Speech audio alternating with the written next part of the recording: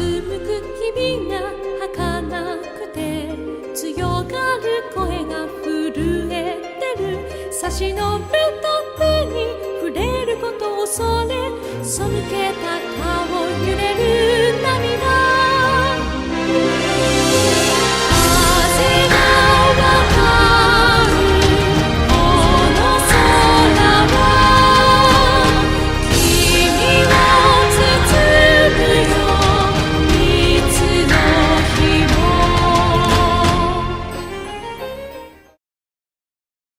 Solatorobo is a fucking anomaly. It's sold in 4 different regions, multiple languages, received pretty positive reviews. The cutscenes were animated by Madhouse Studios. Yes, that Madhouse. It got nominated for several awards and yet only sold 100,000 copies worldwide.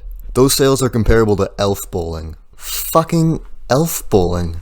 I found out about Solatorobo while scrolling some list on the best DS games, and my first thought was, this game looks gay, and for furries. So naturally I gave it a quick download. I went to the store and bought it legally. The basic rundown of the game is that you're this furry dog character named Red that rides around on an airship with his cat sister Chocolate, spelt wrong. And you go from floating island to floating island, completing quests with the use of his mech, which has the ability to grab and throw objects and enemies. The game is divided into 2 parts, with 20 different chapters, which is a roundabout way of saying it's goddamn long. The first thing you'll notice about this game is that there is a lot of dialogue, to a fault. It's very much a story-driven game, but even so, the amount of over-explaining is ridiculous. Some character will be like, go through that door, and the game will take the time to pan over to Red so he can be like, huh, looks like I should go through that door. The game also has a lot of tutorials. For such a simple game, it really likes to throw a bunch of explanations at you, though luckily most of the tutorials are skippable. The combat isn't exactly rocket science. You can damage an enemy in 2 ways, either throw something at them or throw them themselves. You can combo them in minor ways, but it's no Street Fighter. You'll catch on to the combat after your second fight.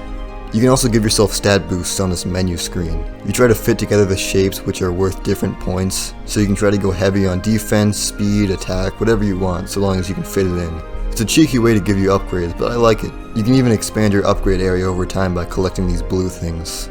Towards the end of the tutorial zone, you pick up the 3rd main character, which is a kid named L. And this is where you finally get to visit the first island of the game, Airedale. What Solatorobo lacks in complexity, it more than makes up for in atmosphere.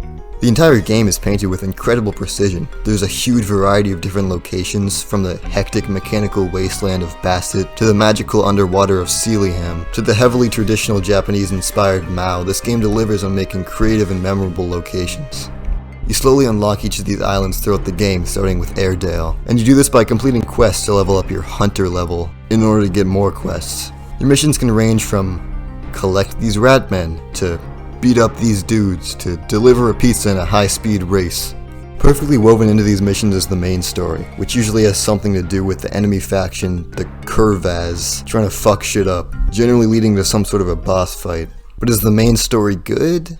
Well, To be honest, I'm pretty lukewarm on the plot. It's one of those basic Chosen One stories where the main character turns out to be the Super Saiyan Jinchuriki Dragon Slayer, Death Note wielder. It's got a lot of corny moments where the enemies become friends and the villains monologue about how they're actually the good guy. And that's not to say I entirely hated the story. I mean, it is pretty stereotypical, but there were still mysteries and character development, which is rarely seen in a lot of these games. Not to mention it has a fucking metal ending. The characters were likable enough. You've got Red, who, besides looking like a lesbian Star Fox, is alright for a lead. They were kind of trying to go for the snarky bad boy character, but he's kind of mixed with some upbeat protagonist. Throughout the story, you can tell he gets progressively more mature and beaten down, which kind of helps. Then you have Chocolate, who has just as much depth as any other Navi-type character. It's not that she's annoying like Navi, but she just occasionally chimes in, and other than a minor arc where she helps Red get through a depression, she doesn't really show much character. The final person I'll spend time talking about is L, who changes the most throughout the story. Mostly because at first they're a little shit, and then they become more vulnerable and close to the crew towards the end. At times the game can feel a little artificially inflated. Like, did I really have to do the quest where I put fish in a bucket for 10 minutes? Really? Did I have to do the quest that's literally just a game of fucking Jeopardy? And sometimes you won't even have the correct hunter level to take a quest in a certain area, so you'll just have to backtrack and farm quests until you're ready, which really throws a wrench into the natural flow of the game. The reason I'm so harsh on this game is because I genuinely really enjoyed my time with it. You can tell there was a lot of thought and care put into the game, and that really reveals itself as you delve deeper into the chapters. The game will just suddenly decide it's a 3D flying adventure game for a mission and then not bring it up for another 6 hours. Or it'll pull a fast-paced Mario Kart style racing mission at you. And then over halfway through the game you're just given a new mech which has 2 new throwing moves, and then you're given a new form. Sometimes you'll even be able to use a machine gun. The game finds a lot of ways to spice shit up. It doesn't really have the instant appeal of a game like Breath of the Wild. It's more of a slow burn that immerses you in the game and slowly adds mechanics. I'd find myself in the middle of an oversized forest, feeding honey fruit to a massive beetle so I can ride it around, or getting excited over seeing what the next island would look like, and what sort of subtle details they would include. And it would make me realize just how much genuine care was put into this franchise. Rarely do I find myself getting this immersed into a game, especially one with so many limitations. Solatorobo is genuinely special, and it pisses me off that there's such a small fanbase for it. Doing research online, I found about 2 video essays for it, a couple playthroughs, and they're all from ages ago. It's an incredibly innovative game, with a lot of effort put into it, and you can really feel that as you play through. It's got so many strange mechanics, it feels like some guy who's never played video games before just snorted some crack, hired Leonardo da Vinci to make the 2D art, got fucking Beethoven on the music, and came up with this thing. As far as scores go, I'm thinking 7.5. It's got a lot of passion and great moments, but it's bogged down by graphical limitations, occasionally shallow combat, and far too much exposition. It's the type of game to blow your mind 1 minute and then make you want to fall asleep the next. The game is sort of medium easy as well, which I'd say contributes to some of the larger bosses feeling underwhelming.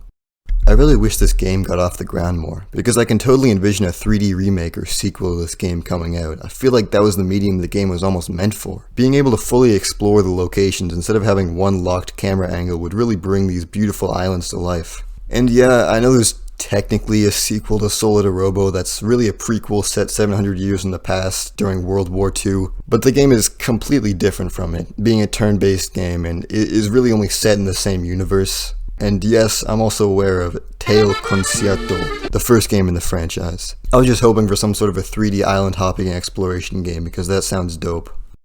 To conclude, Solatorobo is clearly just a dumb ripoff of Star Fox, Skyward Sword, and Evangelion, and Nintendo ought to be ashamed of themselves for this one.